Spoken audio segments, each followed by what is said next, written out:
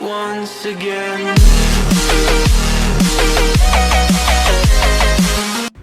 Good morning mga ka-early. Tara, samahan nyo ako magluto ng breakfast. Scrambled egg with patatas. Ayan ang ating mga ingredients.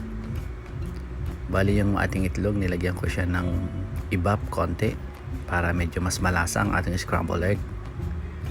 Ayan, haluin lang natin haluin ang ating egg. Then ang una natin is ang mantika. Yung tamang-tama lang. Kung medyo mainit ng ating mantika, lagay na natin ang ating sibuyas.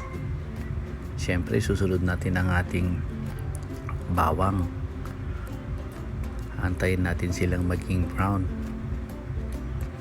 Ayan, haluin natin sila ng may pagmamahal para breakfast pa lang ganahan ng kumain ng ating mahal sa buhay. Then pag okay na, sunod na natin ang ating patatas. Bali, kinatkat ko siya ng maliliit na cubes para mas mabilis siyang maluto. Yung 5 to 10 minutes may masarap na tayong breakfast mga ka-early. Ayan, haluin natin ng haluin. Pag medyo nakita na natin medyo luto na, lagyan natin siya ng pampalasa. Ayan ang si asin. Then masarap pag mas madaming paminta, kaya damihan natin.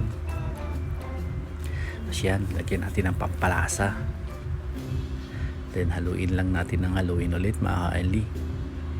Pag medyo okay na siya, kunin na natin ng itlog. Ayan. Then haluin natin ng 2 to 5 minutes. Luto na ang ating scrambled egg na may patatas mga ka-early. Tara, kunin na natin ang ating lamesa. Kape, kutsara, tinidor. Ready na ang ating masarap na breakfast. Yung umaga pa lang, panalo na. Tara mga ka-early, kain na.